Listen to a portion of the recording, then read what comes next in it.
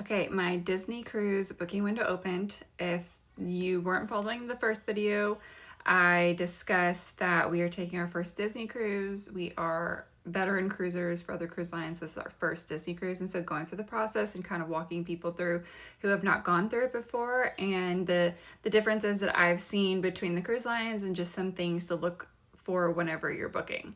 So just to summarize, Disney, even though we booked this cruise back in January, they do not open up their like booking windows so that you can book like restaurants or excursions or activities on the ship until like 3+ months prior to your cruise.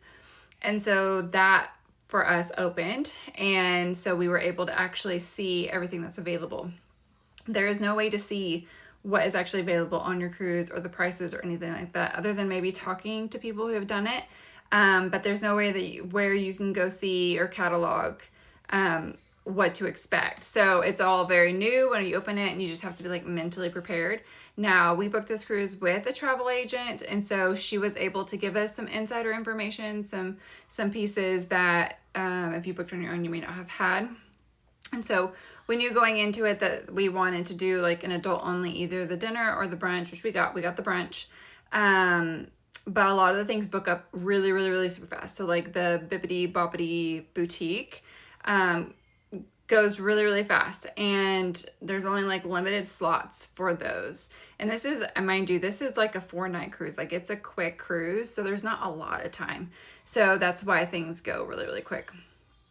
One of the things that I was wanting to do but didn't get was, we have boys, so like, let's be honest, there's not a whole lot to do for boys because a lot of things are like centered around girls or princesses, and our boys just aren't into the princesses.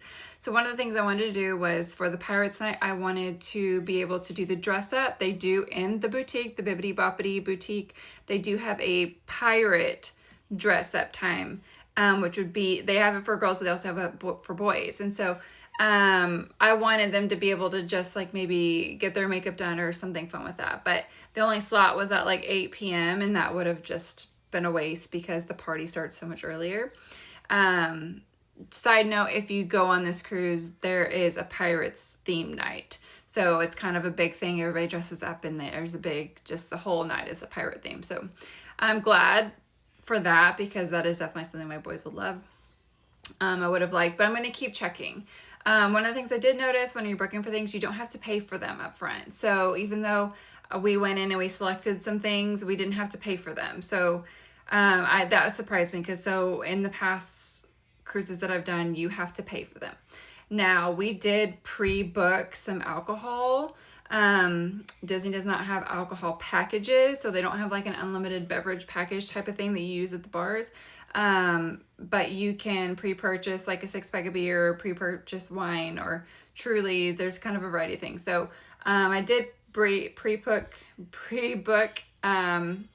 that, and you do have to pay for that up front.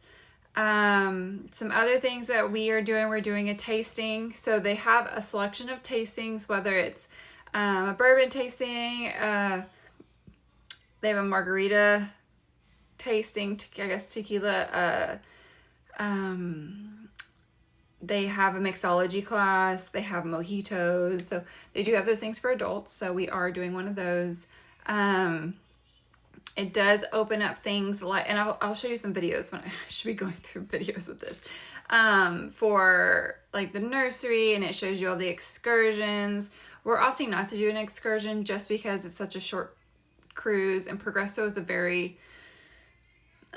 port that we're just gonna hang out on the ship. So I'm totally fine with that. But we did look at doing a beach one. Now, in Progresso, all of the beaches are not like you can get off the ship and go to a beach like most ports or other cruise ports like we've done.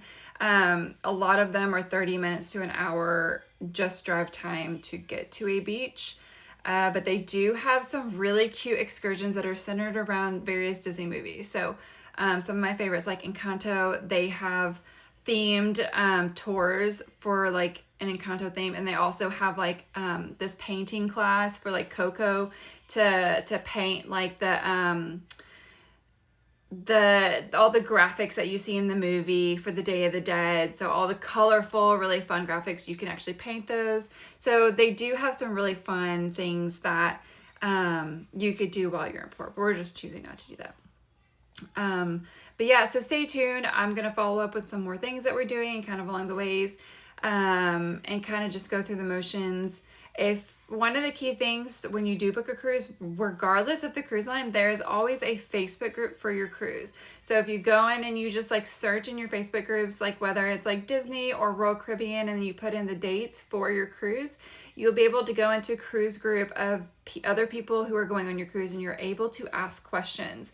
There will be veteran cruisers, I'm sure. So if you're a newbie, or if you just new to the cruise line, you'll be able to ask questions or get information. There's plenty of people that will share information on there, or kind of topics to discuss.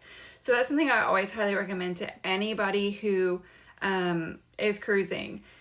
And then I'm kind of a nerd, so I also join other cruise groups that are just general. So whether it's for the ship or for that cruise line, there are a lot of mom groups that are out there for cruising, so you can get a lot of tips and tricks. I also always go through YouTube and find videos, whether it's a stateroom video so you can see your actual stateroom, or there are always video tours of the ships. I like to orient myself with the ship so that I don't feel as lost when I get onto it. Mind you, the Disney Magic is probably the smallest ship we have ever been on.